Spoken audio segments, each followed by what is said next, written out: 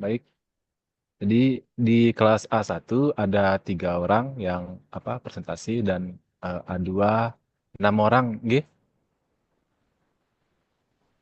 Ada 6 orang. Nanti eh, karena di sore ada ini ya mata kuliah Prabambang, mungkin Ya, yang A2. A2. Jadi Heeh. hmm, baik. Mungkin nanti karena di A1 masih sudah 3 orang ya, sudah yang hadir. Mungkin nanti bisa disilang-silang dulu ya, teman-teman. Oke. Seperti biasa, mungkin A1 dulu. Yang A1 urutannya Pak Yudo. Bagaimana Pak Yudo?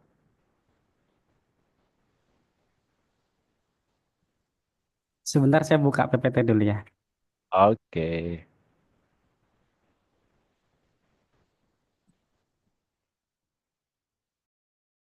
Materi keberapa ya Pak Silva? Eh, di ini materi yang ke-6. Ke-7, maaf. Saya Materi chapter ke-7. 7 ya. Chapter 7.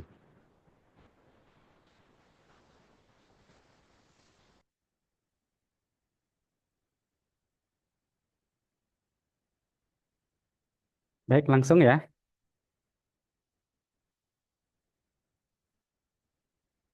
Langsung Bang Sil. Dipersilakan Mas Yudo. Oke, baik, terima kasih. Assalamualaikum warahmatullahi wabarakatuh. Selamat siang rekan-rekan semua, satu perjuangan. Mohon izin, saya Yudo Arfianto dari kelas A1. Izin untuk mempresentasikan tugas terkait dengan chapter 7, The Market for Professional Sport General Terms. Jadi mohon izin saya merangkum terkait dengan buku yang di-share oleh Prof. Amin ya. Nanti kalau misalkan ada kekurangan bisa teman-teman sekalian tambahkan. Pendahuluan dari buku ini adalah bab ini membahas terkait dengan analisis olahraga tim profesional, kemudian juga membahas terkait dengan asal-usul olahraga profesional, walaupun terfokus di Amerika dan Eropa ya. Kemudian menganalisis olahraga sebagai kontes ekonomi atau industri olahraga dan mengeksplorasi ekonomi khusus dari olahraga profesional. Pendahuluan dari buku ini. Nah, terus kemudian terkait dengan transisi profesionalisme, jadi ada transisi dari olahraga amatir ke olahraga profesionalisme dijelaskan dalam buku ini. Yang pertama, klub olahraga awalnya dibentuk untuk memenuhi permintaan dari konsumen dan juga produsen yang relatif kecil gitu ya, skupnya dan juga heterogen. Terus kemudian transisi yang kedua adalah olahraga amatir berkembang menjadi profesional melalui proses formalisasi aturan dan organisasi kompetisi. Kemudian yang ketiga, pertumbuhan permintaan untuk kontes olahraga, untuk kompetisi olahraga yang homogen, mendorong pembayaran kepada pemain dan pembangunan stadion sebagai sarana prasarana untuk menarik penonton yang membayar untuk terlibat di stadion tersebut. Kemudian selanjutnya terkait dengan kompetisi olahraga sebagai kontes ekonomi, ada 4 poin yang dijelaskan. Yang pertama adalah industri olahraga sebagai sektor ekonomi. Kemudian yang kedua, mendorong pertumbuhan ekonomi masyarakat. Kemudian bisnis dan komersialisasi, dan yang ketiga ya, bisnis dan komersialisasi. Dan yang keempat adalah ekonomi digital dan inovasi. Mohon izin menjelaskan satu persatu secara singkat. Yang pertama terkait dengan industri olahraga sebagai sektor ekonomi, dijelaskan bahwa olahraga telah menjadi industri global bernilai miliaran dolar gitu ya, bisa dirupiahkan juga, mencakup liga profesional, sponsor, merchandise, dan juga pariwisata gitu ya, pariwisata atau olahraga pariwisata. Kemudian yang kedua, poin yang kedua adalah pendorong pertumbuhan ekonomi masyarakat. Yang pertama, menciptakan lapangan kerja di sektor hospital, kemudian logistik, media, dan lain sebagainya. Kemudian pendorong yang kedua adalah infrastruktur, pembangunan stadion, dan fasilitas olahraga untuk mendorong investasi dan pembangunan wilayah. Kemudian yang ketiga adalah pariwisata. Event olahraga dapat menarik turis atau wisatawan sehingga dapat meningkatkan pendapatan masyarakat lokal melalui hotel, restoran, transportasi, atau merchandise atau warung makan juga bisa ya. Kemudian yang ketiga yaitu bisnis dan komersialisasi, sponsor dan iklan. Jadi perusahaan membayar mahal untuk mengasosiasikan merek dengan event atau atlet ternama seperti Adidas, Nike gitu ya, mungkin atau Puma gitu ya, kepada atlet-atlet tertentu misalkan. Terus kemudian media, penjualan hak siar ke stasiun televisi ataupun platform digital. Kemudian merchandise, penjualan jersey, merchandise tim dan juga atlet gitu ya. Ini pernah dijelaskan oleh siapa ya? Saya lupa. Terkait dengan jersey ini ya, yang anaknya James James siapa tuh ya, yang basket NBA itu ya, yang anaknya itu.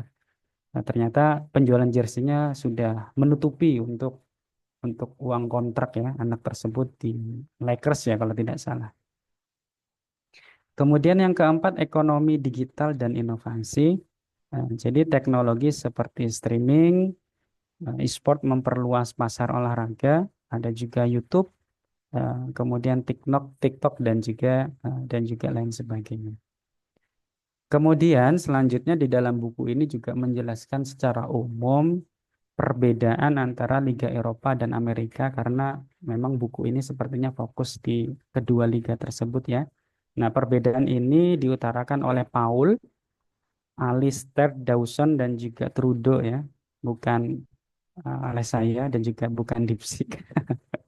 Oleh buku dikatakan bahwa perbedaannya yang pertama Liga Eropa, di Eropa klub lebih fokus pada kesuksesan di lapangan dan stabilitas keuangan jangka panjang serta memiliki sistem degradasi. Itu kalau misalkan di Liga Eropa gitu. Dicontohkan dalam item ini yaitu contoh misalkan sepak bola gitu, sepak bola di Eropa dan juga sepak bola di Amerika gitu. Di Amerika, klub cenderung memaksimalkan keuntungan dan tidak memiliki degradasi. Makanya kalau di MLS itu tidak ada degradasi ya.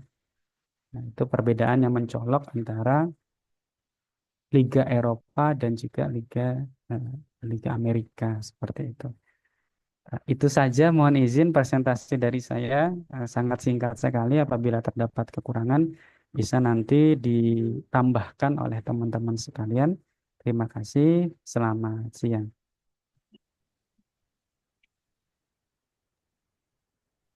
Baik, terima kasih Mas Yudo. Selanjutnya teman-teman A2 dipersilakan. Ya, baik Bang, terima kasih. Ya.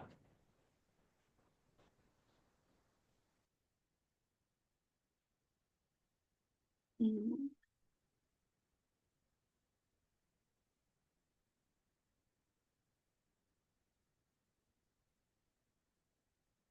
Sudah terlihat? Sudah.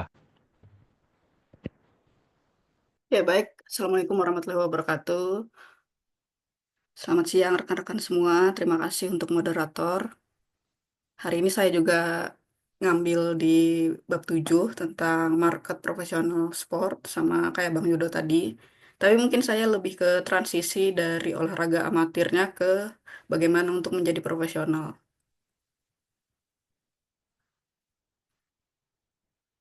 Sorry.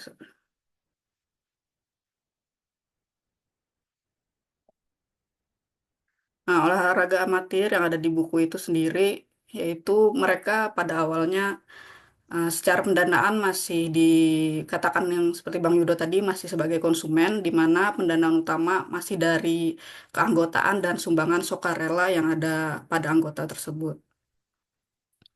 Nah, bagaimana manajemennya waktu masih jadi olahraga yang dalam klub kecil ya?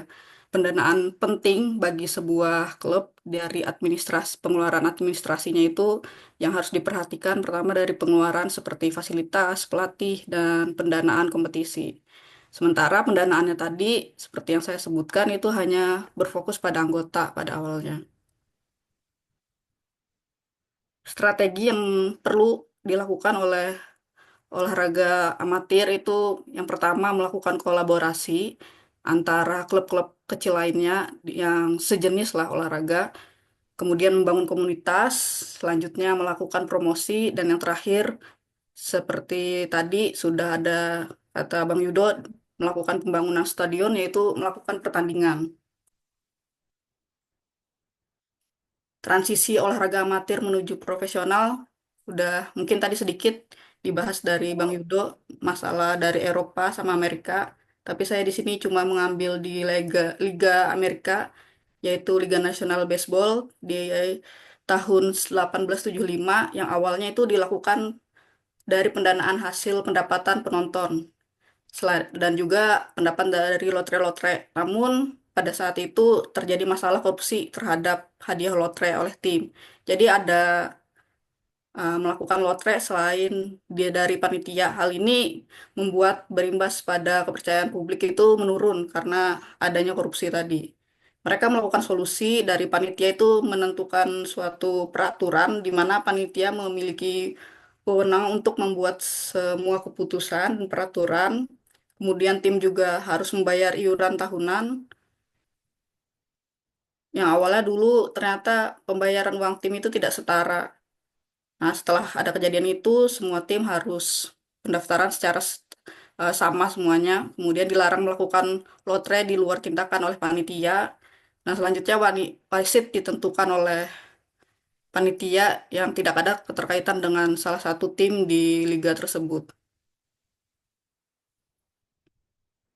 Nah, kompetisi olahraganya tadi sebagai ekonomi sudah kita ketahui ya bahwa pendapatan terbesar di sebuah klub itu selain pendanaan dari hibah dan anggota, kompetisi itu sendiri juga berandil besar di ekonomi klub. Namun dalam penyelenggaraan kompetisi perlu memikirkan beberapa dan menganalisis waktu yang dijalankan dari pertandingan. Nah, hal ini juga seperti menarik daya tarik dari penonton dan performa atlet yang mengikuti liga tersebut. Nah, strategi Amerika waktu itu memperhatikan partisipasi dan atlet. Lah, yang kedua hadiah, yang ketiga cuaca dan ketersediaan fasilitas, yang kelima lain-lainnya. Kesimpulannya, proses transisi olahraga itu dari status amatir ke profesional banyak hal yang harus dipertimbangkan dalam menunjang klub ekonomi yang dibina. Salah satunya yang tadi mengupayakan agar yang masih amatir mengadakan kompetisi. Namun keberhasilan kompetisi juga tergantung dari antusias penonton. Maka banyak yang harus dipertimbangkan dan dianalisis untuk melaksanakan hal tersebut. Sekian dari saya, karena mengingat kita ada 7 orang.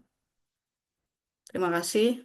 Kalau salah nanti bisa ditambahkan sama Bang Yudo lah. Waalaikumsalam warahmatullahi. Terima kasih Mbak Leli. Selanjutnya,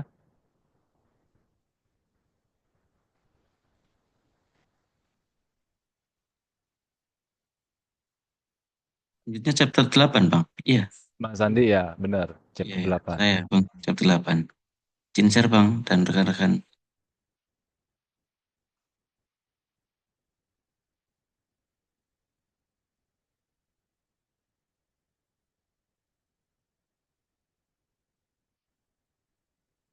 Sudah tampil, Bang? Bang Silvana, PPT saya?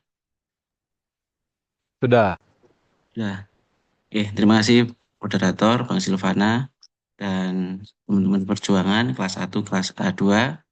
Di sini saya dapat pembagian di chapter 8 yang dimana di sini dengan judul ketidakpastian hasil, keseimbangan kompetitif, dan bias dalam olahraga. Di sini bisa disingkat ketidakpastian itu UO ya, uncertainty of outcome.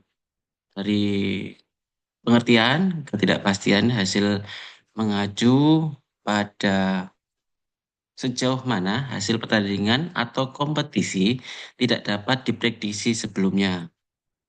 Ada hal yang penting di pendahuluan di chapter ini, ketidakpastian hasil dianggap sebagai faktor kunci yang menarik minat penonton. Karena pertandingan yang tidak pasti cenderung lebih menarik dan menegangkan. Untuk dalam home advance, faktor penting yang mempengaruhi UO. Jadi saya singkat UO saja terkait chapter ini. Untuk UO, ini ada dimensi waktunya, atau bisa dibagi menjadi 3, jangka pendek, menengah, dan panjang. Untuk jangka pendek, hasil dalam suatu pertandingan tertentu. Untuk jangka menengah, siapa yang akan menjuarai ketidakpastian tentang pemenang musim kompetisi. Untuk jangka panjang, ketidakpastian hasil dalam beberapa musim atau tahun. Untuk UO, jangka pendek, di sini ada pengertiannya, ketidakpastian hasil dalam satu pertandingan dapat diukur dengan melihat peringkat relatif tim dalam liga. Tim yang memiliki peringkat lebih tinggi cenderung diunggulkan untuk pastinya menang. Untuk pendekatan pengukuran, di sini ada 3, dari posisi liga relatif, odds taruhan juga dapat digunakan sebagai indikator ketidakpastian hasil. Odds yang lebih seimbang menunjukkan pertandingan yang lebih tidak pasti. Untuk yang ketiga, estimasi langsung probabilitas. Beberapa studi mencoba mengukur ketidakpastian hasil secara langsung dengan menganalisis statistik pertandingan seperti jumlah gol atau poin yang dicetak. Di sini saya menggunakan contoh kasus di pertandingan sepak bola untuk terkait UO jangka pendek. Misal di pertandingan Manchester dan Liverpool, kedua tim memiliki performa yang seimbang dari posisi liga berdekatan, maka UO jangka pendek tinggi dan pertandingan ini akan menarik lebih banyak penonton untuk yang melihat. Untuk odds taruhan, untuk pertandingan tersebut adalah 2 untuk Manchester United dan 2 untuk Liverpool, menunjukkan pertandingan yang seimbang. Untuk posisi liga relatif di chapter 8 ada penelitian Hart dan PKK di tahun 75 menggunakan posisi liga sebagai indikator UO. Kelemahan di dalam penelitian tersebut tidak memperhitungkan perbedaan relatif antar tim. Lalu ada studi terbaru, Forrest dan Simon di 2005 mengembangkan indeks baru untuk menggabungkan home, advance, dan UO. Home ini salah satu laga tandang ya.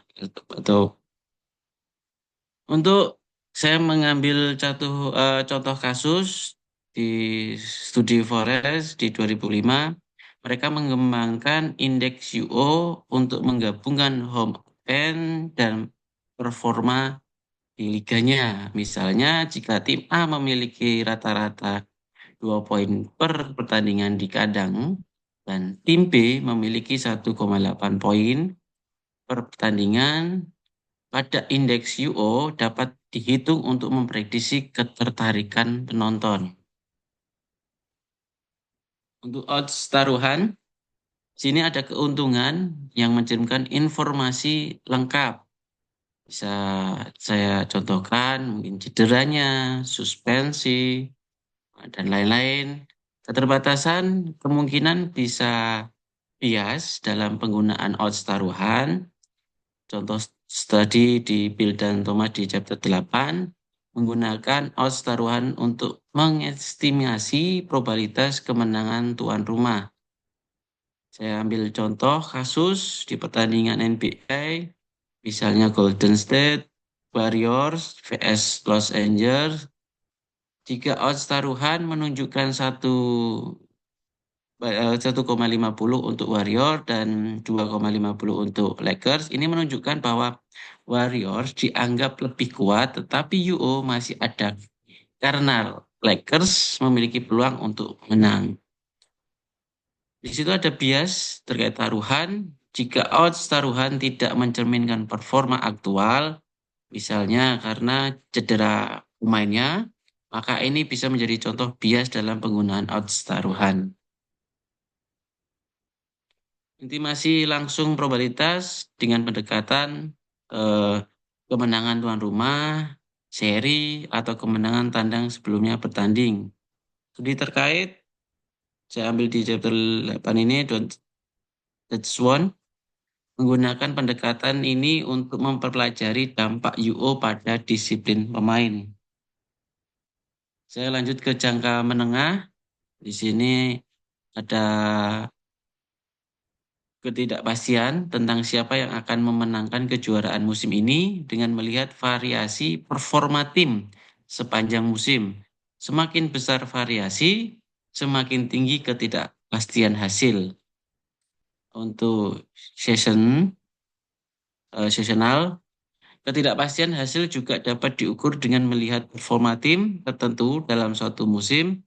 Tim yang konsisten cenderung memiliki ketidakpastian hasil yang lebih rendah. Pendekatan pengukuran selisih poin, jumlah tim yang masih bersaing.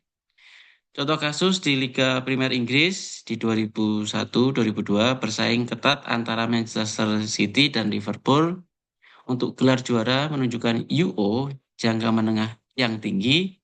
Kedua tim bersaing ketat hingga akhir musim yang meningkatkan minat penonton dan media untuk melihat. Dan ini juga ada Liga NBA, saya next saja. Untuk jangka panjang, di pengertian keseimbangan kompetitif mencegah dominasi oleh beberapa tim. Ini keseimbangan kompetitif mengacu pada sejauh mana tim-tim dalam liga memiliki peluang yang seimbang untuk menang dalam jangka panjang. Liga yang seimbang cenderung lebih menarik bagi penonton. Untuk evaluasi, keseimbangan kompetitif dapat berubah seiring waktu, tergantung pada faktor-faktor seperti redistribusi pendapatan, aturan liga, dan kebijakan transfer pemain.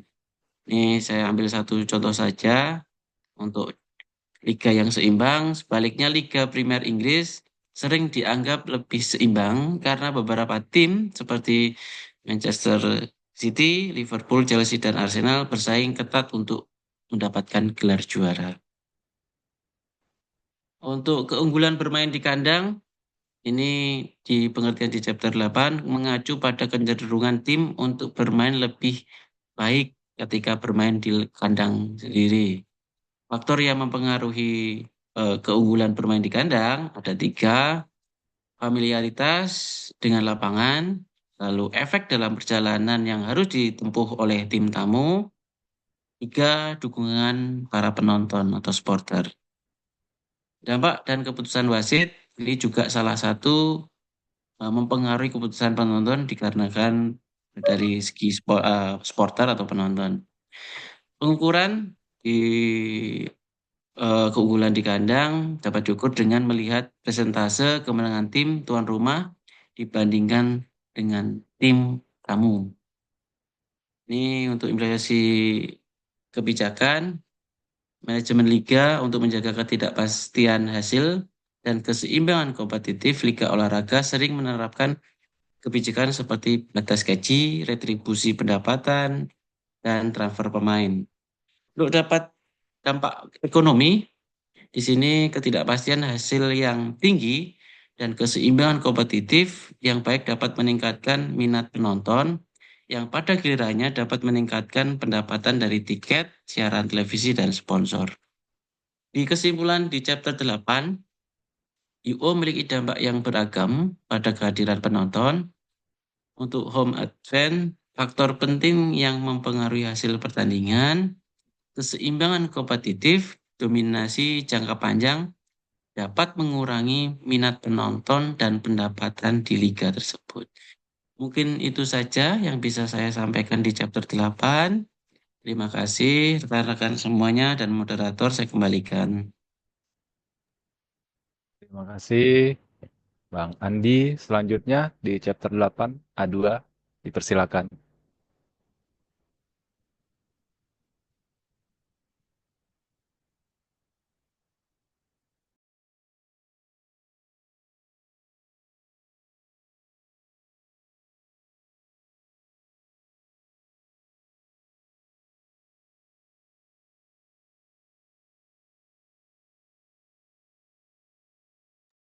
Oke, Assalamualaikum warahmatullahi wabarakatuh.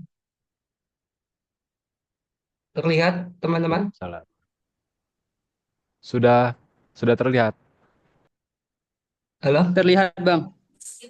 Sudah, Terlihat jelas. sudah. Oke, makasih. Makasih teman-teman yang Ini terhormat, kayak semua teman-teman PPT-nya semuanya. kayak Terima kasih teman-teman yang terhormat, Profesor Dr. Amin, walaupun beliau nggak hadir, dan teman-teman yang insya Allah dimuliakan Allah di bulan Ramadan ini. Terima kasih Dr. Andi yang telah menyampaikan ini sama ya, jadi saya nggak akan panjang lebar karena sama sudah sangat jelas oleh tadi Pak Andi. Kita sama chapternya chapter 8, mempersingkat waktu, izinkan saya nanti bercerita omong kosong, nanti mungkin yang kosong-kosong diisi ya. Oke, yang pertama judulnya ketidakpastian hasil, keseimbangan kompetitif dan bias dalam liga olahraga. Ketidakpastian hasil atau bahasa Inggrisnya itu uncertainty of outcome, disingkat tadi oleh Bang Andi UO, tapi saya tidak mensingkat. Eh, ini merujuk pada sejauh mana kompetisi atau sebuah pertandingan tidak dapat diprediksi siapa yang menang. Ya, ini seru sekali. Ini akan meningkatkan penonton ini dan jumlah taruhan nanti kita bahas di situ. Yang kedua, keseimbangan kompetitif, keseimbangan kompetisi atau ke meratanya kompetisi imbang. Misalkan di Liga Inggris itu imbang antar klub. Ya, kondisi ini bagus juga untuk sebuah pemasaran ekonomi di olahraga. Yang ketiga, bias dalam liga olahraga. Ini juga mempengaruhi teman-teman dari aspek keputusan wasit. Nanti kita bahas, tadi Bang Andi sudah menyampaikan tiga tiga ini secara berkaitan berpengaruh terhadap struktur dan dinamika dalam liga olahraga yang mempengaruhi pengalaman dan kehadiran penonton dan persaingan antar tim untuk menjaga keadilan dan minat penonton. Penting untuk memiliki ketidakpastian hasil, keseimbangan kompetisi yang baik, serta menghindari bias yang merusak integritas. Ketidakpastian hasil tadi sudah dijelaskan Bang Andi, ada tiga. Menurut pakar ekonom, UO ini memiliki berbagai cara pengukuran. Sudah diteliti ada empat: jangka pendek, jangka menengah, musiman, dan jangka panjang. Saya tidak akan ke situ karena tadi Bang Andi sudah menyebutkan. Sama saya ke sini aja. Odds tadi ada odds, mungkin bingung, saya juga bingung. Odds itu kalau di Indonesia kan peluang taruhan. Mungkin yang sering pasang slot tahu ya. Mungkin ada nggak ini Bang Salmon gimana? Adalah angka yang digunakan oleh bandar untuk taruhan ya, untuk menunjukkan kemungkinan suatu hasil dalam pertandingan atau acara tertentu. Angka ini juga menunjukkan berapa banyak uang yang bisa dimenangkan jika seseorang bertaruh pada hasil yang benar. Sebagai contoh, jika sebuah tim memiliki odds 4,21 atau 4 banding 1 untuk menang, ini berarti jika kita bertaruh satu unit uang, misalkan 10.000, maka kita akan memenangkan 4 unit atau 40.000 jika tim tersebut menang. Jadi odds itu menggambarkan resiko dan potensi keuntungan dalam taruhan. Ini juga potensi kalau di negara-negara Eropa itu taruhan judi lotre itu di sana itu dibolehkan, jadi nggak ilegal-legal. Jadi ini masuk termasuk dalam pendapatan daripada event olahraga selain dari tiket penonton. Ya, ini kalau di sana ini sudah dijelaskan Bang Andi, tidak usah saya langsung ke pengaruh keseimbangan kompetisi terhadap kehadiran penonton.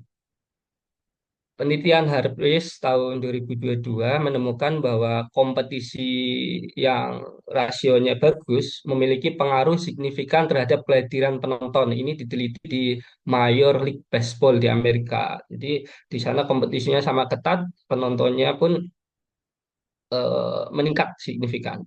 Kemudian oleh Lee tahun 2006 menemukan bahwa semakin merata distribusi persentase kemenangan di Liga Baseball Korea, semakin tinggi kehadiran penonton yang mendukung teori bahwa keseimbangan kompetisi menarik penonton. Jadi kalau kompetisinya makin sengit, penontonnya makin banyak. Itu kayak di Liga Inggris. Di Liga Inggris itu rekor dunia penontonnya dalam satu musim tembus 200 juta yang datang ke stadion. Kemarin di Liga Jerman yang katanya Liga Petani itu mengalami penurunan, tapi setelah si Bayer Leverkusen juara itu mengalahkan Inggris jumlah penonton yang melihat secara langsung di stadion kemarin dari beberapa artikel.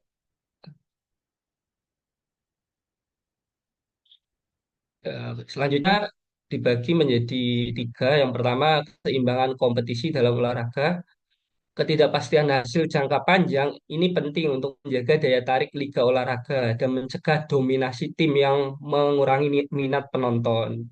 Kalau penontonnya tidak ada, penghasilan dari sebuah tim atau olahraga pun berkurang. Penelitian Dawson dan Goddard tahun 92 menunjukkan bahwa kesuksesan historis tim atau sejarah tim berpengaruh pada kehadiran dan pertandingan derby selalu signifikan dalam meningkatkan kehadiran penonton. Nah, ini walaupun apa namanya kompetisinya kurang menarik di penelitian Dobson ini saya singkat di sini. Kalau ada keterikatan sejarah derby manas gitu kayak El Clasico, kayak Persija lawan apa Persib, ini juga meningkatkan signifikasi penonton yang datang. Juga taruhannya semakin banyak gitu di odds-nya semakin banyak peluang di situ untuk pasang. Evolusi keseimbangan kompetisi. Penelitian ini mengenai sepak bola di Inggris menunjukkan bahwa tidak selalu bergerak apa ini menuju keseimbangan yang sempurna. Hukum Gibrat itu tulisannya kayak gitu. Tetap saya terjemahan seperti itu. Tetapi pada periode konversi pendapatan dan kinerja tim dengan tren yang berubah sejak tahun 1990-an, bagaimana tim sepak bola berkompetisi baik dari sisi pendapatan mereka memperoleh maupun kinerja mereka di liga. Hal ini dapat mengindikasikan adanya faktor-faktor tertentu yang mempengaruhi kompetisi liga, seperti perubahan kebijakan liga, peningkatan pendapatan, hak siaran televisi, atau kesenjangan yang semakin besar antara tim-tim besar dan kecil. Kita lihat di Liga Inggris sekarang banyak sekali orang-orang yang berduit, sultan-sultan yang memiliki klub-klub yang kecil otomatis makin tersingkir, yang besar makin kuat ya. Ini juga bisa menggeser evolusi keseimbangan kompetisi gitu. Termasuk di Indonesia ya. Ini saya tampilkan bagannya PSS Semarang. Ini tim favoritnya Mas Anggit ini. Ya kita ya Semarang. Ini masuk zona merah degradasi. Ini teori yang ketiga, keunggulan home atau tim kandang. Keunggulan ini memang tidak semuanya ya. Misalkan di golf sama di tenis ya tidak.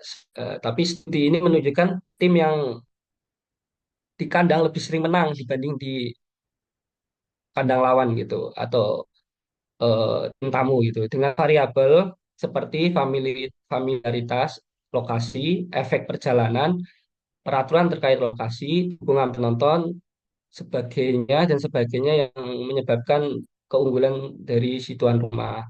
Dukungan penonton cenderung menjadi faktor paling signifikan, meskipun pengaruhnya dapat bervariasi berdasarkan ukuran penonton dan faktor lainnya.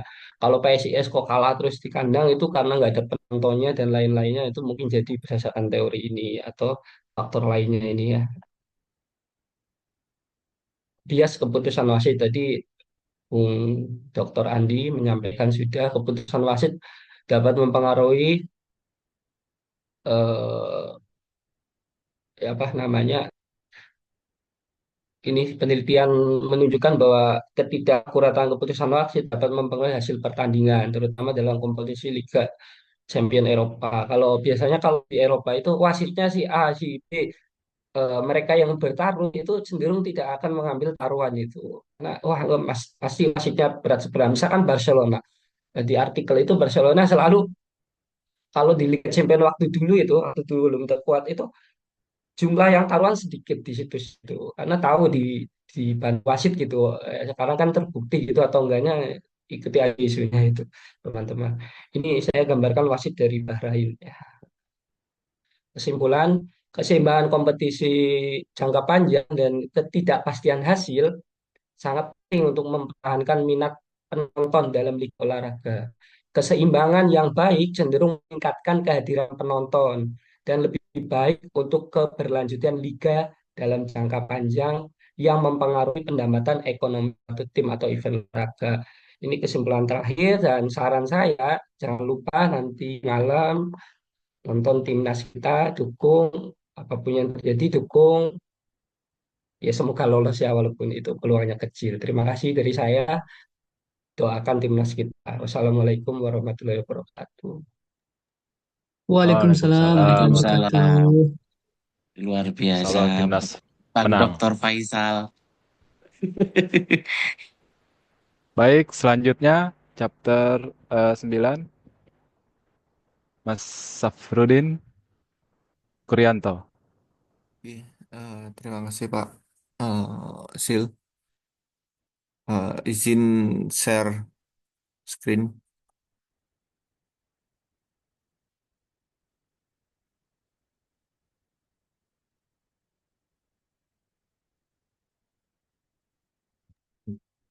Kumisnya bagus, Mas. Nggak rata Bang. Oke, terlihat ya izin. Nah, oke, Assalamualaikum warahmatullahi wabarakatuh. Diperlebar Bang, mau izin. Diperlebar. Iya, kita lihat belum. Gini, kelihatan. Iya, sabun. Oke.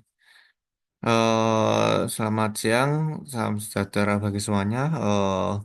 Di sini saya ingin mempresentasikan, memaparkan tentang subsidi silang dalam liga olahraga profesional. Eh,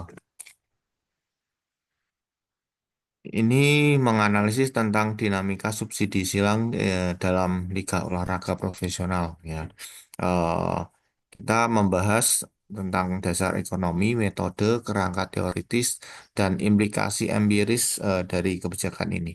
Nah, subsidi silang sendiri tujuannya adalah menjaga keseimbangan persaingan dalam liga olahraga profesional. Nah, keunikan ekonomi olahraga profesional. Nah, ini untuk ekonomi olahraga profesional di sini ada dualitas kompetisi.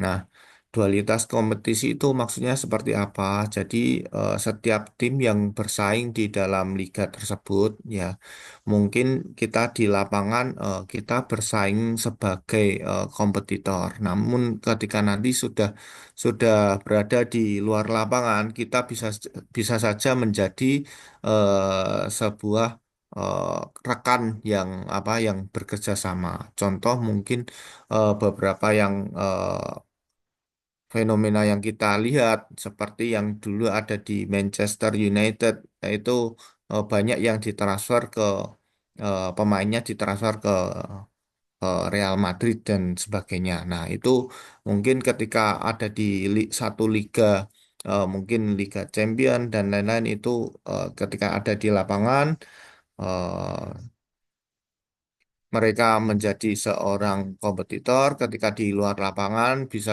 jadi mereka adalah seorang yang rekan dalam kerjasama.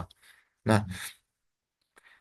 keseimbangan kompetitif ya, jadi paritas antar tim sangat penting untuk mempertahankan minat penonton. Jadi keseimbangan antar antar tim dan mungkin eh, persaingan yang ada di antara tim itu eh, sangat penting untuk mempertahankan minat penonton.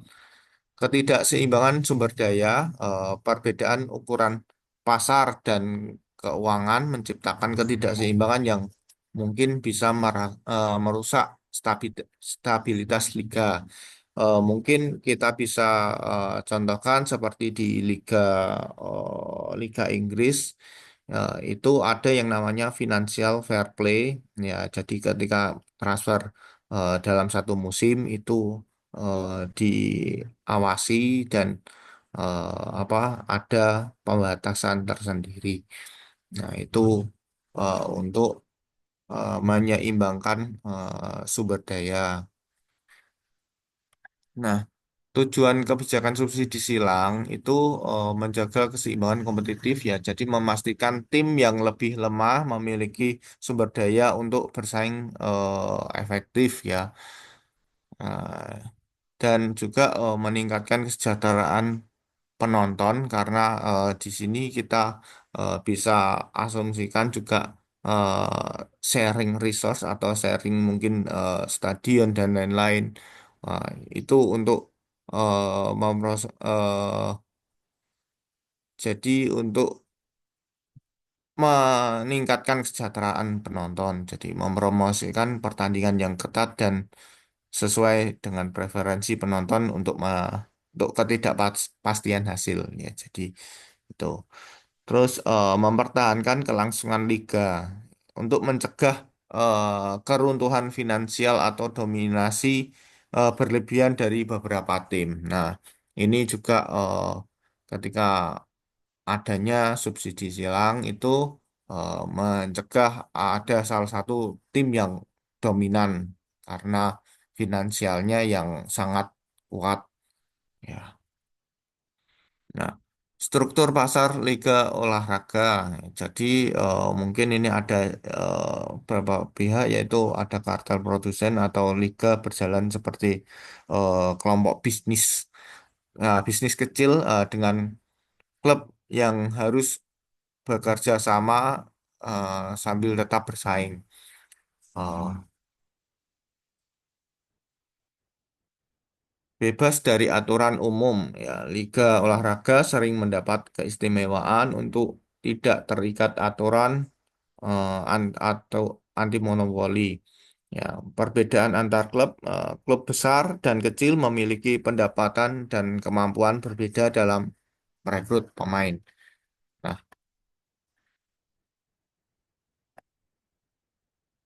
ini tertutup sebentar.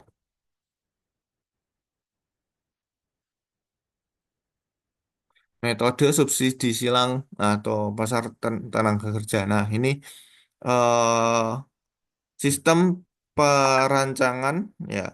Tim lemah mendapatkan akses pertama ke pemain baru. Nah, ini salah satu apa contoh mungkin ada di liga basketnya di liga basket di Amerika ya di NBA dan NFL dan lain-lain. Nah, itu ada yang namanya rookie draft atau yang pemain-pemain baru. Ya, pemain-pemain yang notabene baru berkembang dari usia-usia yang mungkin di bawahnya. Nah, itu tim yang dianggap lebih lemah itu mendapatkan mungkin kuota yang lebih besar daripada yang tim-tim yang besar untuk mendapatkan channel rookie yang baik untuk dapat menyeimbangkan agar ketidakpastian hasil itu tetap terjaga. Nah, ada batasan gaji ya. Jadi mungkin di beberapa liga ada yang membatasi pengeluaran tim untuk gaji pemain. Ya, ini hubungannya sama seperti tadi financial fair. eh, jadi financial fair play ya, FFP.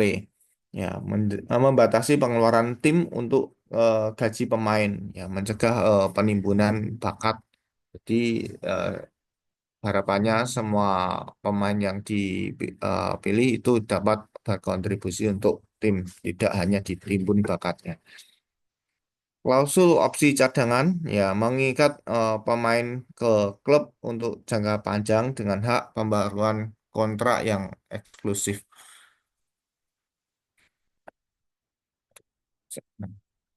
Nah, distribusi ulang pendapatan. Nah, ini eh, mungkin entah saya belum belum begitu mendapatkan data yang lengkap terkait berbagi gerbang ya.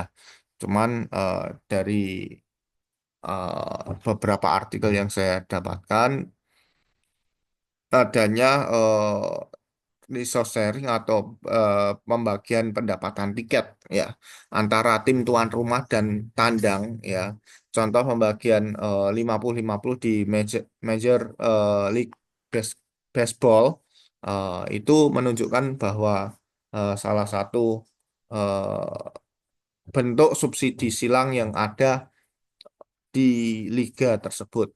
Ya, sistem pengumpulan pendapatan dikumpulkan ke dana pusat liga untuk didistribusikan secara adil ke semua klub anggota. Rangka teoritis analitis pelonggaran asumsi ya preferensi kualitas disekonomis ukuran pasokan bakat bervariasi. Maksimalisasi kemenangan. Jadi klub memprioritaskan sukses lapangan dengan batasan finansial. Maksimalisasi keuntungan. Klub merekrut pemain berbakat di pasar kompetitif. Nah, bukti empiris efektivitas ya. Jadi dari batasan gaji ya hasil tidak seragam karena sulit ditegakkan dan sering dihindari. Ya, pembagian pendapatan ya lebih berhasil saat tim eh, ingin menang, tapi tim besar ingin sering menolak. Ya, sistem perancangan lebih berdampak pada gaji pemain bukan pada keseimbangan kompetisi. Nah,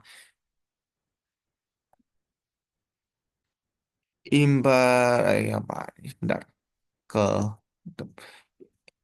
implementasi dari kompetisi Liga Internasional, Liga-Liga Eropa menghadapi hambatan signifikan dalam menerapkan sistem pembagian pendapatan karena harus bersaing dengan klub-klub dari berbagai negara yang memiliki regulasi yang berbeda.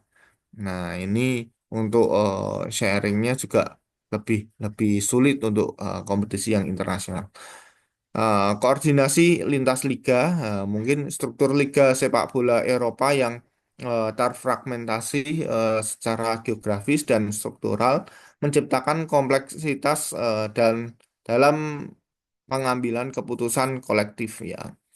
Berbeda dengan model terpusat yang ada di Amerika Utara. Ya.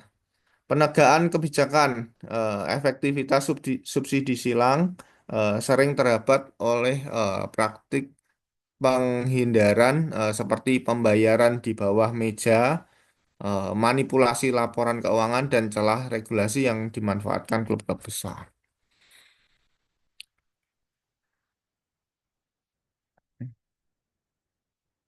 Kesimpulan dan penelitian di masa depan ya pendekatan inovatif ya mengeksplorasi cara baru mencapai keseimbangan kompetitif berkelanjutan. Nah, analisis empirisnya yaitu memperhitungkan dinamika pasar yang terus berkembang dan preferensi pemangku kepentingan. Upaya terkoordinasi, efektivitas bergantung pada koordinasi lintas negara atau lintas wilayah yang terkait. Ya, mungkin itu aja yang bisa saya sampaikan. Mungkin eh, saya kembalikan ke moderator. Monggo. Terima kasih Pak Syaf. Tema subsidi di Liga Olahraga di eh, selanjutnya chapter 9 masih di kelas A2. Dipersilakan.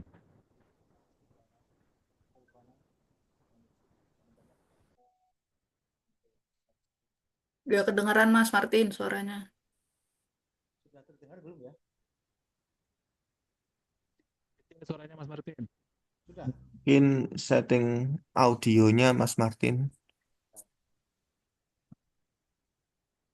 Earphone dicopot lur. Headsetnya. Dilepas saja nggak apa-apa.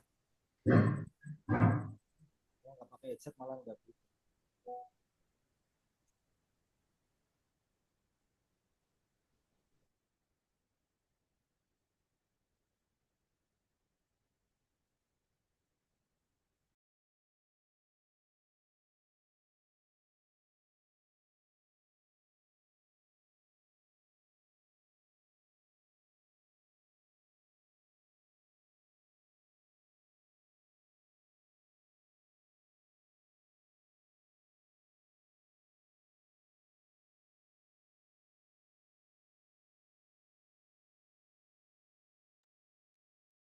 Sudah belum ya?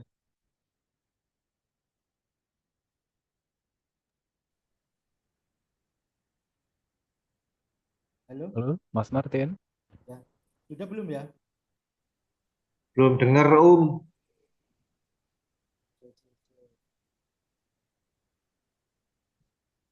Lebih jelas daripada yang di awal tadi sih. Sudah jelas ini berarti. Oke, siap. Sudah ya? Sudah. Oke, terima kasih teman-teman.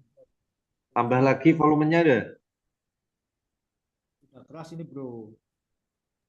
Halo? Suaranya pelan sekali itu. Ya. Sudah maksimal ini. Hah? Sudah Yang maksimal. maksimal. Kurang. Mosok. Ini udah Iya. Pelan sekali, Bang. Oh, ya Mas Udin ya. Pelan sekali, Bang Martin. Oh. Mas Martin yang ngaji barang apa? agak susah. Halo, Mas. Kameranya agak Mungkin headsetnya dilepas saja, Bang Martin. Ya. kalau Takutnya ada penjual cilok nanti. Nah, itu. Halo, itu mikrofonnya Nah, cedak itu no malah nek dengar. mulute jenengan. Mikrofonnya cedak no nek mulute jenengan kayak Mas Haris kalau biasa kalau. Nah, itu tadi dengar kok. sudah dengar belum ya? Sudah dengar ya? Mikrofonnya cedak kayak gini loh. Udah, Mikrofonnya tapi cedak kayak lirih. gini. Sudah ya, Mikrofonnya dengar diangkat. ya. Nah, kayak gue lah. Nah, ini Beres lah. terdengar. Kayak gue lah. Nah, Oke. Ya. Oke, Lanjut, Siap, Mas teman-teman. Martin. Ya, Kanel siap. kening Semangat, Bang brengos Martin. sudah. Mohon Kanel maaf, kening siap. brengos. Melanjutkan diskusi di chapter 9 seperti halnya yang sudah disampaikan oleh Bang Udin. Sudah terlihat belum ya? Sebentar, mohon izin. Sudah, Bang Martin. Sudah terlihat, Ya, Bang. Terlihat. subsidi silang dalam Liga Olahraga Profesional. Ini melanjutkan seperti halnya yang sudah disampaikan oleh Mas Udin, bahwa ada alasan ekonomi untuk subsidi silang. Yang pertama, struktur pasar. Liga olahraga adalah pasar oligopoli ya, di mana didominasi oleh banyak konsumen dibandingkan produsennya yang beroperasi sebagai kartel produsen. Klub bersaing dalam olahraga tetapi bekerjasama untuk pengelolaan yang efektif.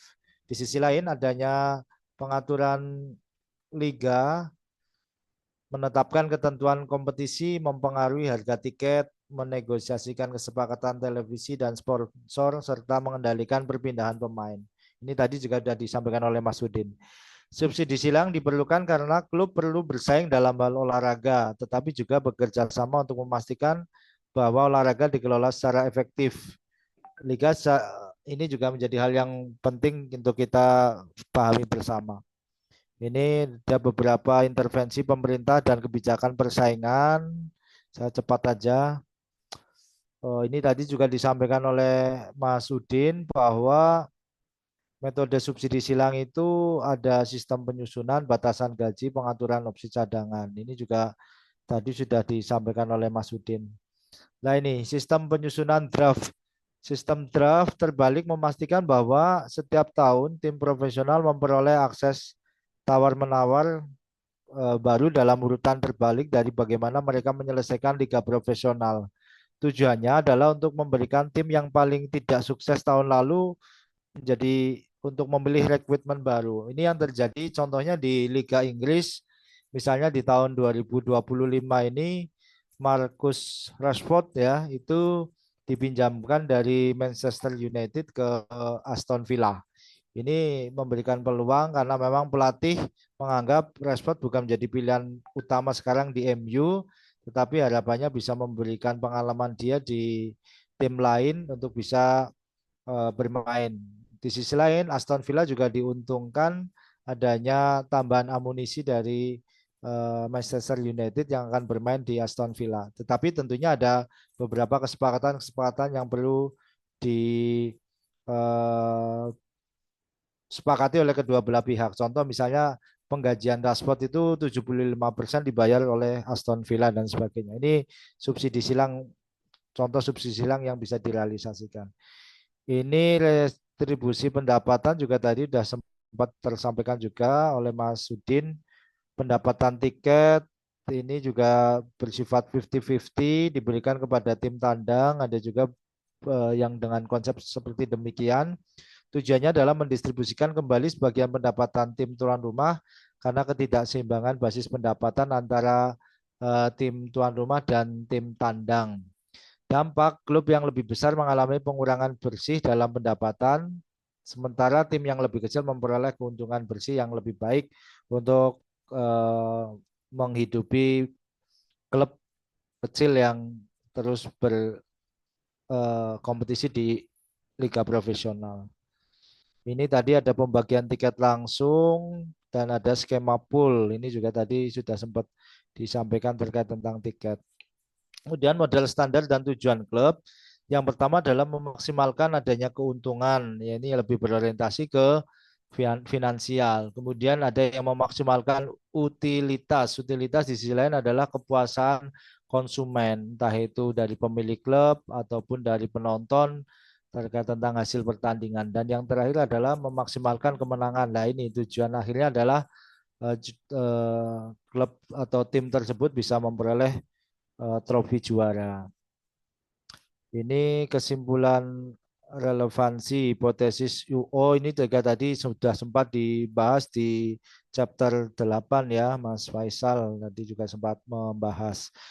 Singkatnya, bab ini berpendapat bahwa potensi dampak korektif dari subsidi silang tim tampaknya terletak pada pembagian pendapatan dalam liga yang memaksimalkan adanya kemenangan, tetapi tetap merupakan area yang memerlukan analisis teoritis dan empiris lebih lanjut.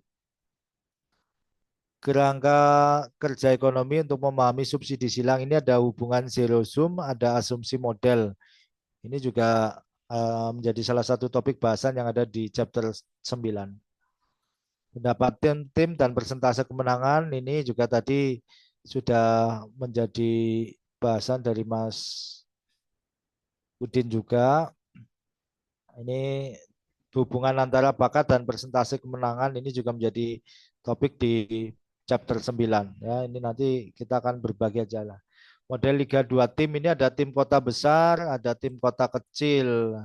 Kalau di Manchester itu ada 2 tim, ada beberapa tim ya. Ada Manchester City, ada Manchester United, ada Newcastle. Ini juga menjadi beberapa tim yang tentunya cukup besar dan dominan. Tapi di sisi lain ada tim kecil di satu kota yang sama dan tentunya membutuhkan adanya subsidi silang dari adanya penyelenggaraan liga di Liga Inggris contohnya misalnya. Ini tadi biaya total, harga bakat dan tiket ini juga menjadi gambaran. Subsidi silang ini juga ada klausul opsi cadangan tadi sudah disampaikan Mas Udin. Batas gaji juga tadi sudah disampaikan dapat mempengaruhi keseimbangan kompetitif jika ditegakkan. Kalau saya menambahkan di liga profesional tentunya berbeda ya seperti yang tadi disampaikan di Amerika ada batasan gaji, tapi kalau di liga-liga Eropa sudah sifatnya terbuka ya. Ada pemain dengan gaji yang fantastis seperti Cristiano Ronaldo dan tim pemain-pemain yang ada di eh, Liga Spanyol itu kan Barcelona, Real Madrid itu juga menjadi hal yang luar biasa. Tetapi batasan gaji ini menjadi hal yang penting juga untuk bisa mengoptimalkan keberlangsungan dari kompetisi yang ada. Pembagian pendapatan, efek pada keseimbangan, adanya persamaan, pengurangan MR juga ini juga tadi menjadi topik di chapter ini. Memaksimalkan kemenangan atau memaksimalkan keuntungan ini menjadi sesuatu yang dilematis juga memang ya. Diharapkan selain meraih kemenangan, klub juga diharapkan juga mendapatkan keuntungan dari hasil pertandingan yang dilaksanakan. Ya, dominasi berlebihan yang baik atau yang buruk ini. Ya, dominasi baik, retribusi pendapatan untuk memperbaiki ketidakseimbangan yang saat ini menguntungkan tim kota besar seperti tim-tim besar di salah satu wilayah. Tapi dominasi buruk, tindakan yang secara efektif menghukum tim kota kecil yang dominan atas keberhasilannya juga. Ini juga menjadi hal yang menjadi dilematis dalam satu penyelenggaraan event profesional. Efektivitas instrumen subsidi silang tadi juga sudah disampaikan. Pengaruh preferensi penonton terhadap kualitas absolut juga ini ada pendapatan meningkat, ada pendapatan menurun, dan kualitas permainan juga dapat terlihat dari preferensi penonton. Disekonomi clear pasar ya, akumulasi pasar ini juga menjadi hal yang menjadi pembahasan di chapter 9. Pasokan bakat yang bervariasi, ini adanya pasar terbuka, teori permainan, adanya pembagian pendapatan, ini juga menjadi salah satu topik yang dibahas di bab ini dan tadi sudah sempat disinggung oleh Mas Udin juga. Kapan proposisi invariansi berlaku? Ini ada kaitannya tentang kebijakan, klausul cadangan dan draft pemula, pembatasan gaji, pembagian pendapatan, ini juga menjadi hal yang dibahas. Nah, seberapa jauh pentingnya keseimbangan kompetitif di Liga Eropa? Sulit untuk melihat bagaimana liga manapun yang bertindak sendiri dapat melanjutkan pembagian pendapatan yang lebih banyak.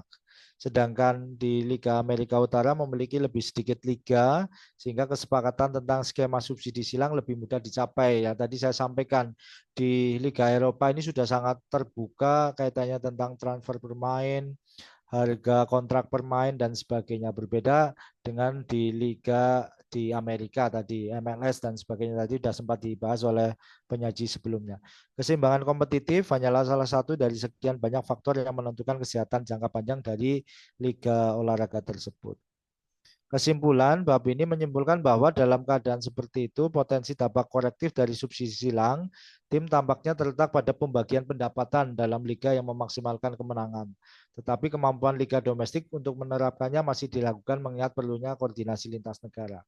Logika kebijakan subsidi silang adalah untuk mencoba menghasilkan keseimbangan kompetitif dengan memastikan distribusi bakat yang lebih adil. Mungkin itu ya teman-teman yang bisa saya sampaikan di chapter ke-9 ini. Seperti halnya yang sudah disampaikan Mas Faisal, semoga hasil dari Indonesia versus Bahrain ini bukan menjadi salah satu taruhan ya untuk keberlangsungan dari laju Indonesia di kualifikasi Piala Dunia. Nggih, matur nuwun, saya kembalikan ke Mas Silvana. Terima kasih Pak Martin. Selanjutnya ada tinggal 3 ya, 3 chapter lagi. Selanjutnya persilakan di chapter 10.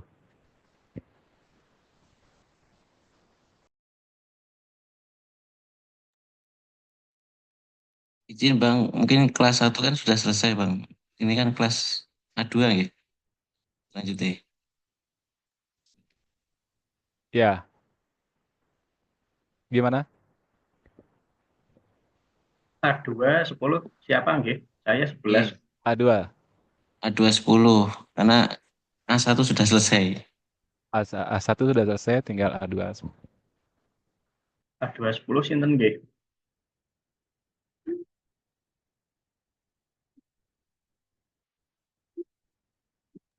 Wait, dicek, ntar.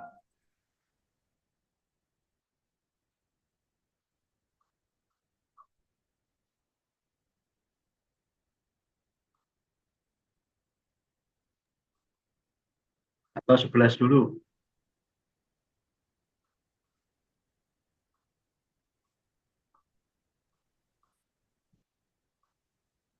Sambil menunggu bisa 10 ya, Mas kalau Yuga. 11 ada. 10 Mas Yuga. Ya, 10 Mas Yuga.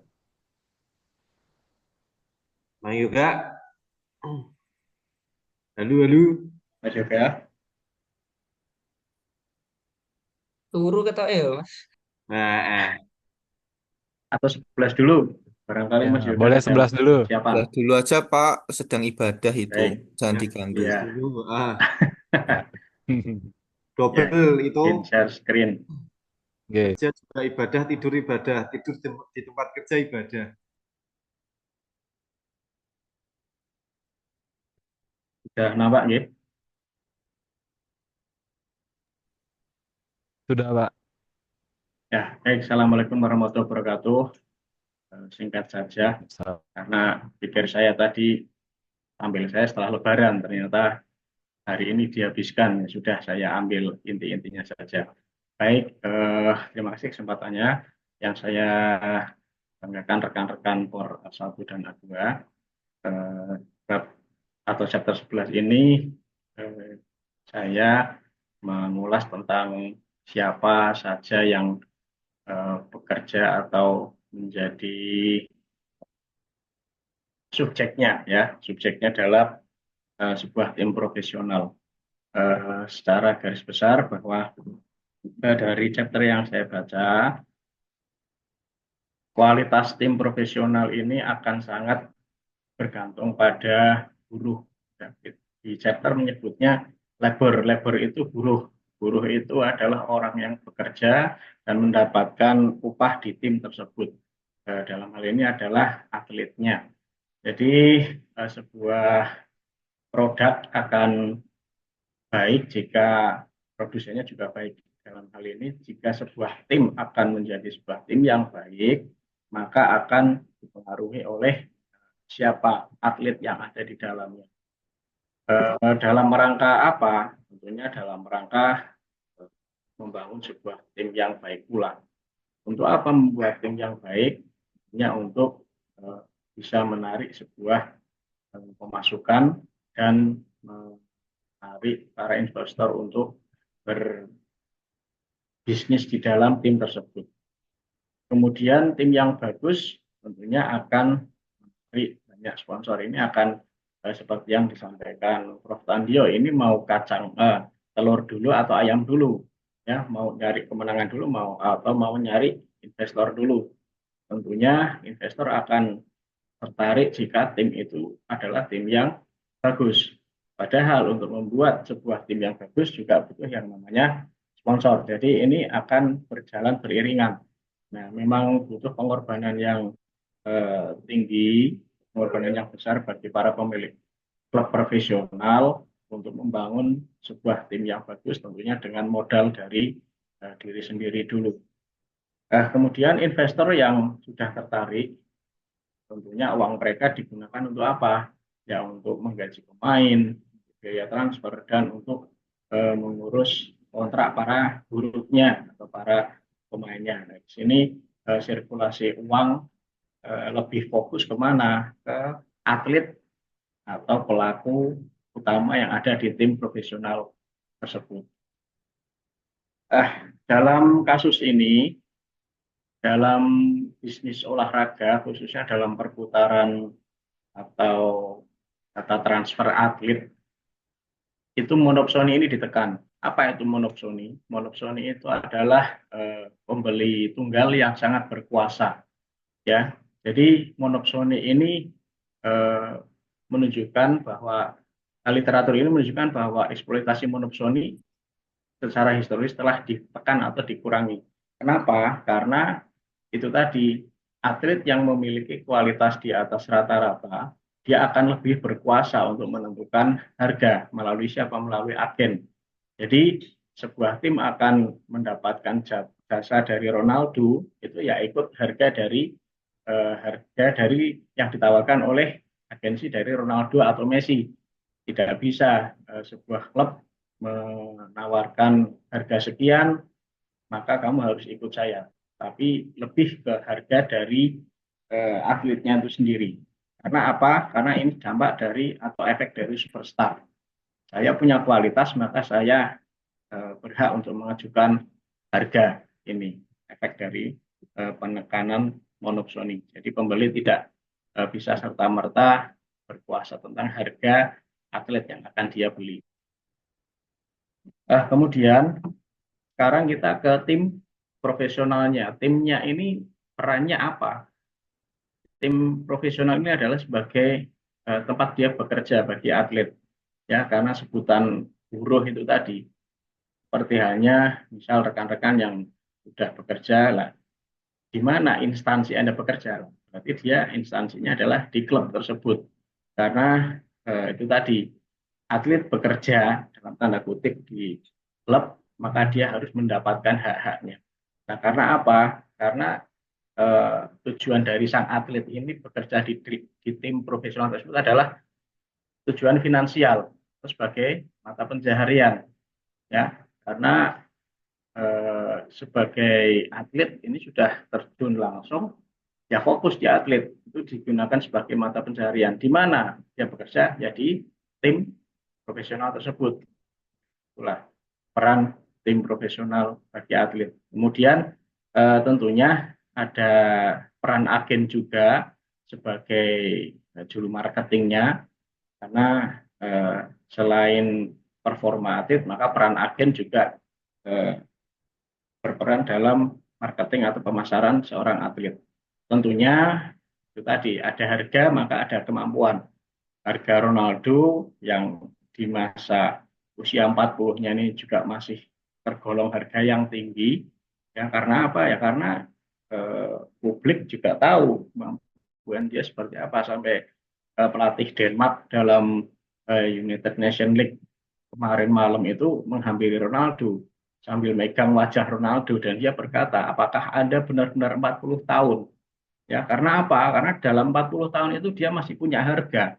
Harganya apa? Dia masih bisa berlari, dia masih bisa dribble, ya, bersaing dengan para top scorer yang ada di bawahnya, Kylian Mbappe, ya, dan pemain muda lainnya. Itu karena itu tadi ada harga, ada kemampuan itu tadi. Nah, ini yang mungkin nanti sore akan menjadi starting line up Mas Pur. Di situ KTP-nya sudah tertulis apa? Atlet. Ya, karena apa? Pekerjaan atlet. Sudah pure. Dia terjun fokus ya sebagai atlet. Karena dia adalah finansial sebagai tujuan utamanya. Bekerja di Indonesia sekarang dia. Ya, KTP Indonesia, dia sekarang akan menjadi tenaga kerja asing, bisa dibilang dulu, karena sekarang udah punya KTP, ya berarti sudah menjadi warga negara yang mempunyai hak bekerja di sini. Pekerjaannya adalah atlet. Ini bukti bahwa atlet itu mencari finansial. Entah ini nanti klubnya ikut mana ini Mas Pur, beritanya apa masih di klub yang lama di Twente kayaknya ya, terus ini ya. Nah, ini yang masih hangat ini ya. Jadi kita berharap Indonesia ini kalau bisa dibilang tim profesional, iya pasti. Nah, ini cerita negatif tentang head coach-nya Indonesia yang katanya dulunya suka ngeslot, juga berjudi. Lah, harapan kita bersama ini bukan menjadi keuntungan pribadi mereka, khususnya dari head coach-nya, karena rekam jejak yang negatif. Harapannya bukan tujuan finansial yang ada di eh, babak kualifikasi Piala Dunia ini. Tapi apa? Ya kemenangan harapannya. Nah, semoga ini kata-kata yang terakhir itu tuh bukan keuntungan finansial tapi memaksimalkan kemenangan. Jadi memang semua finansial itu juga kemana untuk meraih kemenangan tadi yang disampaikan Mas Martin ya.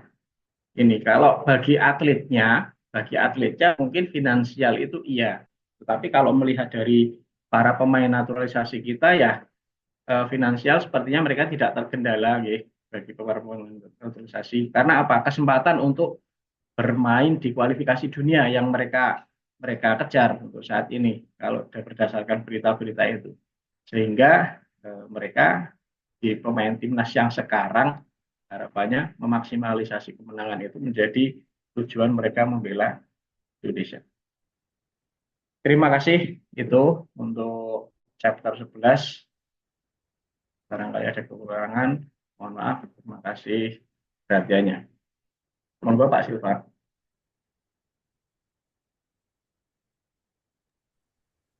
Terima kasih, Mas Roas.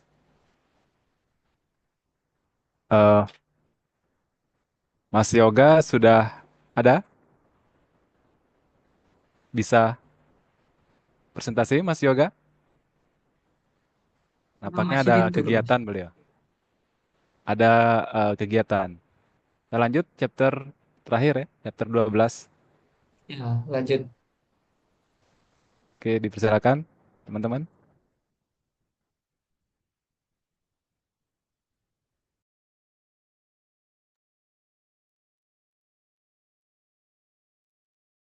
-12 dari A2 kayaknya ya. Ya, A2, 12.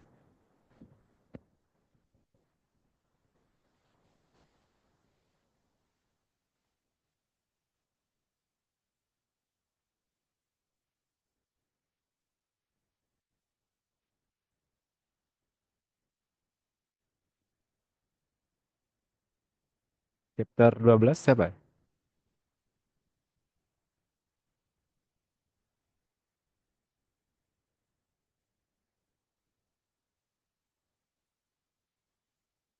Ganjar ini,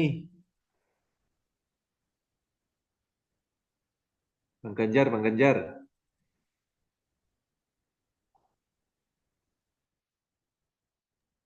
Pak Ganjar. Mas Ganjar sama Mas Yoga lagi briefing kayaknya. Yang kedua. Lagi prepare nonton bareng sama mokel bareng. Jadi Mas Yoganya sudah konfirmasi lagi ada kegiatan.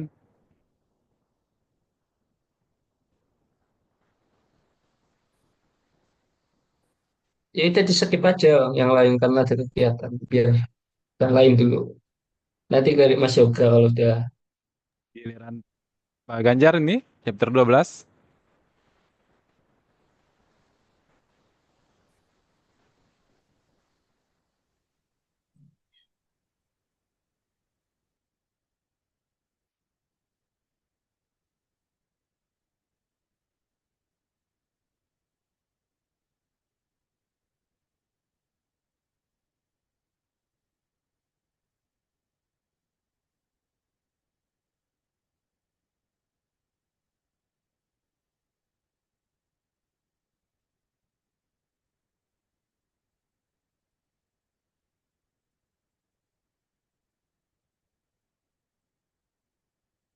Nampaknya tidak tidak ada, kita skip aja, teman-teman.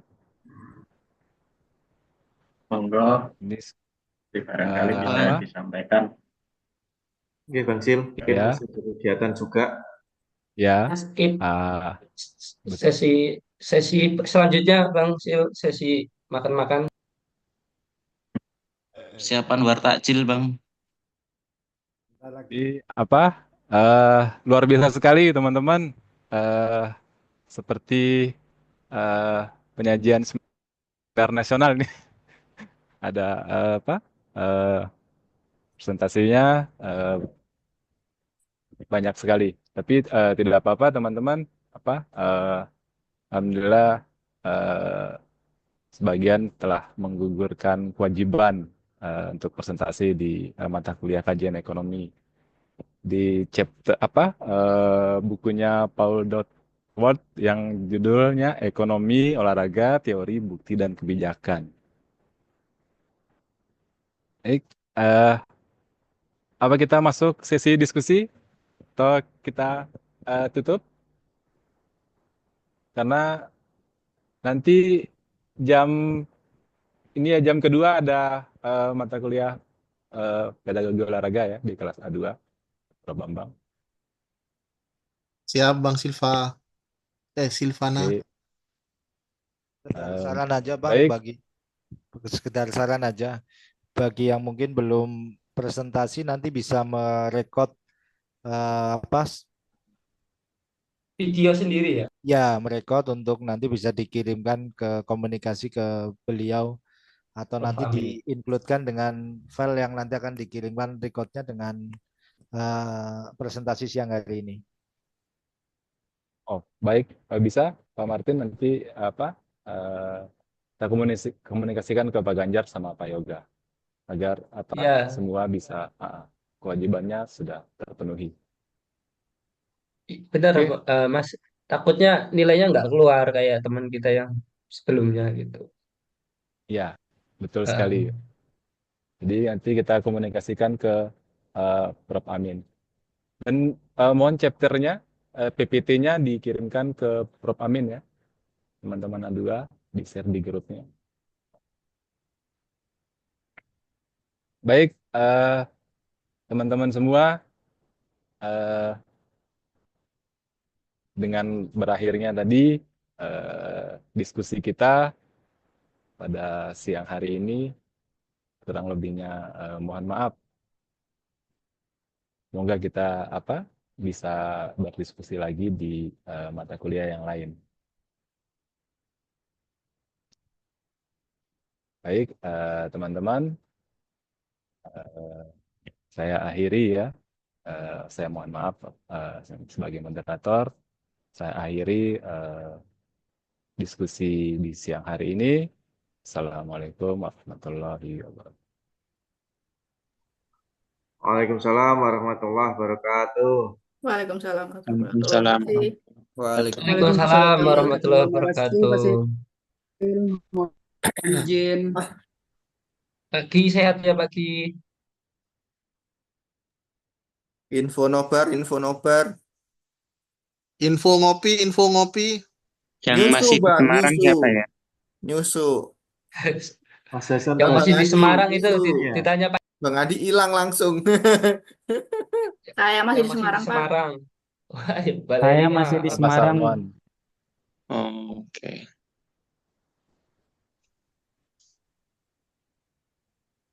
Bang Mikel di Semarang. Bang Salmon di Semarang kayaknya.